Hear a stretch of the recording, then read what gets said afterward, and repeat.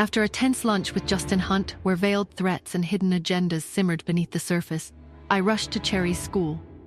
Instead of a brawl, I found her feigning a faint, a desperate attempt to avoid Whitney Lowe's dance class critique. A confrontation ensued, revealing Whitney's bullying nature and my own protective ferocity. I forced an apology, but Whitney threatened legal action, only to be silenced by the principal's cryptic warning about important people backing me. Cherry, meanwhile, innocently suggested I bring her talented Aunt Tanya back to judge her dance competition, a request I dismissed, revealing Tanya's pre-existing visit next week. Sheril then approached me, thanking me for the formula and asking to go out for drinks. Meanwhile, in Justin's study, a chilling revelation unfolded.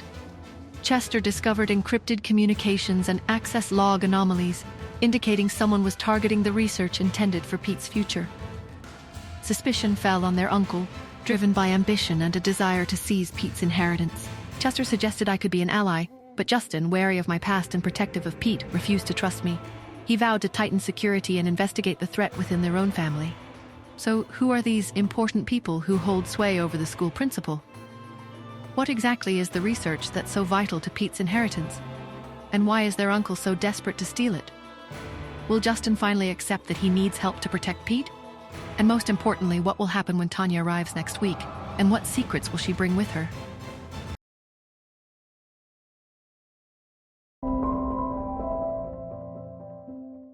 Cherry sat on the edge of my bed, her small shoulders slumped, her usually bright eyes dimmed with unshed tears. "Mommy," she whispered, her voice a fragile thread. "They laughed at me." I knelt beside her, my heart twisting with a fierce protectiveness. "Who, Cherry? Who dared to laugh at you?" I kept my voice gentle, but a cold fury was already building within me. "Whitney and Sinead," she choked out, tears finally spilling down her cheeks. "They said I was lying about Justin Hunt being my father. They said I was just a nobody trying to pretend. I wanted to dance, to show them, to prove them wrong, but I messed up." I pulled her into a hug, my fingers stroking her soft hair.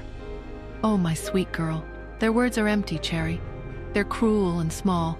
You are talented, strong, and they're just jealous of the spark they see in you."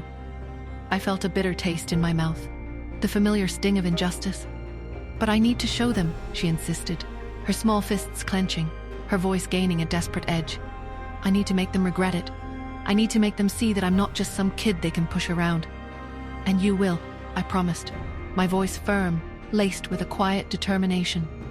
"I'll find you a teacher, someone who will make Whitney Lowe look like an amateur, someone who will reveal your true brilliance and make them swallow their words." I thought of the best dance teachers I knew, each with a unique skill set. "Aunt Tanya?" she asked, her eyes lighting up with a flicker of hope. "She's the best." "Not this time, sweetheart," I said, a flicker of something unreadable passing through me. "We'll find someone else. Someone unexpected. Someone who will surprise them all." Later, in the grand living room of the Hunt mansion, Pete sat beside Justin. The room, usually filled with a cold, formal atmosphere, held a rare moment of tenderness. Pete sat beside Justin on a plush sofa, his small face filled with a pure, innocent adoration. The contrast between Pete's innocent gaze and Justin's guarded expression was stark. "Daddy," Pete said, his voice soft, "I like Cherry. She tells funny stories, and she's not like the other kids. She's brave."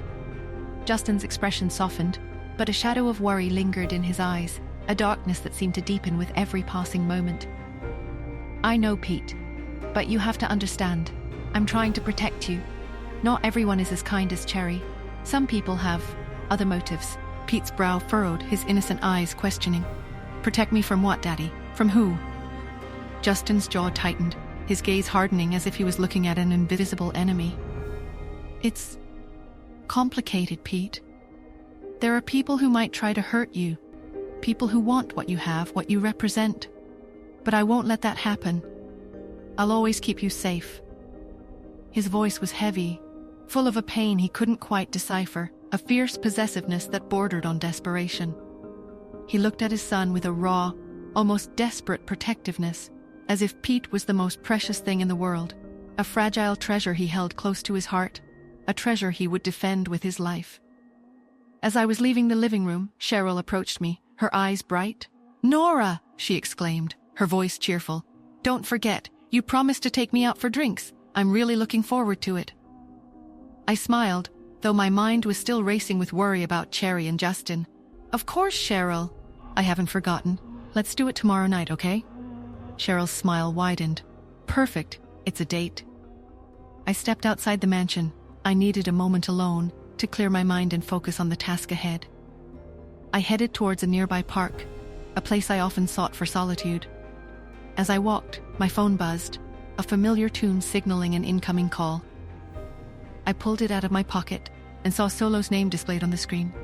I hesitated for a moment, unsure if I wanted to answer. The conversation with Solo always left me with a lingering sense of unease, but I finally pressed the answer button. Solo, I answered, my voice low, wary. What have you found? Whitney Lowe's teaching methods are brutal, as expected, Solo said, his voice laced with a hint of dark amusement. But if you want to really make her pay, if you want to deliver a blow that she won't forget, you should use Tanya. She's unmatched, a force of nature on the dance floor. It'll be a spectacular revenge, a performance that will leave them all speechless. I don't want to drag Tanya into this, I replied, my mind already racing, piecing together the fragments of a puzzle I didn't fully understand. I need something else. I need you to dig into Pete's birth history. I need to know how Justin Hunt acquired Pete. Everything, every detail, from the moment he entered Justin's life. That's a delicate request, Solo warned, his voice laced with a hint of caution. Are you sure you want to open that Pandora's box?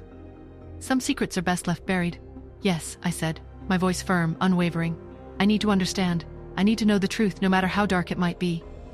As I hung up, a chill ran down my spine, a sense of being watched. I turned, my gaze sweeping across the crowded street. The same man in a pristine white suit stood a short distance away, his eyes fixed on me, his gaze cold and unwavering. I had seen him before, lurking at the edge of my vision. A silent, unsettling presence, a phantom in the bustling city. Him again, I breathed, my heart pounding against my ribs, a frantic drumbeat of fear. I took a step towards him, intending to confront him, to demand answers, but he turned and vanished into the crowd, slipping away like a ghost, leaving me with a cold, hollow feeling, a sense of dread that settled deep in my bones. Who was he? Why was he watching me? And what did he know about Justin, about Pete, about the secrets that seemed to cling to the Hunt family like a shroud? The questions swirled in my mind, a dark, ominous cloud, a storm brewing on the horizon. And I knew, with a chilling certainty, that I was walking into a dangerous game, a game where the stakes were higher than I could have ever imagined.